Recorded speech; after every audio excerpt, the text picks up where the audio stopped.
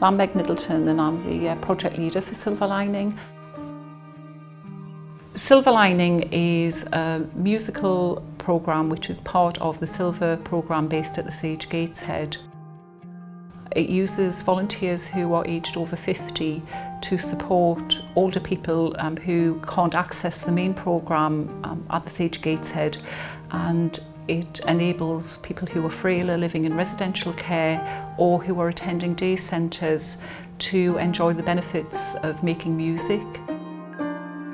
The idea behind the whole programme is that although we work a lot with frailer older people and particularly those with dementia, the project really isn't just a project about dementia.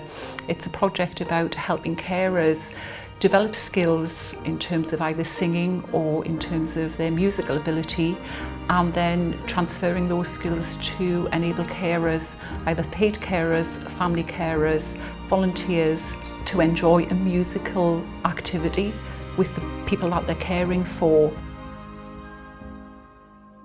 A lady was joining in a session and was asking for her husband, and I just inquired from a member of staff, was the song we were singing, was that making her distressed? Had her husband died? And discovered that her husband was actually living upstairs in a more secure part of the residential establishment.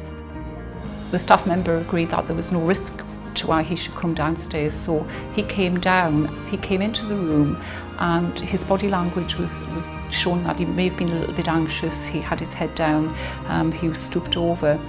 But we then began to sing the song. His wife had been associating with him, and he stood straight, saw his wife, and he began to sing it to her.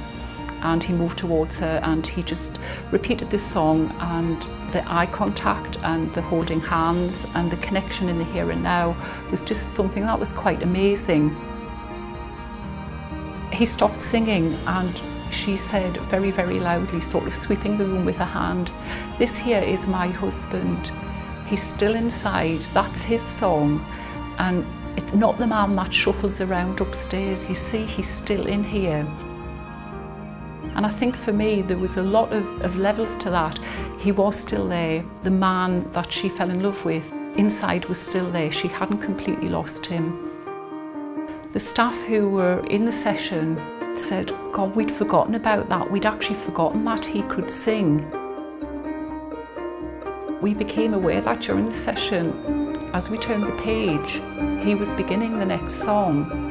And again, in talking with care staff, they hadn't realised, because he'd spent so much time wandering around, he could still read. And because of singing one song, the staff then realised this man could still read. He became a different person in their eyes.